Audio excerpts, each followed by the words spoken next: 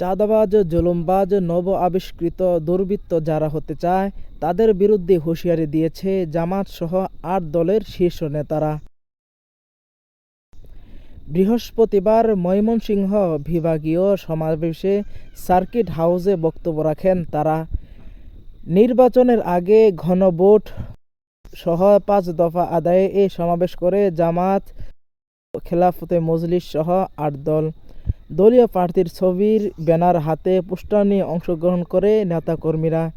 উৎসব মুখর পরিবেশে তৈরি হয় সার্কিট হাউস মাঠ। এ সময় নির্বাচনের আগে গণভোট, জুলাই হত্যাকারীদের দ্রুত বিচার দাবি করেন নেতারা।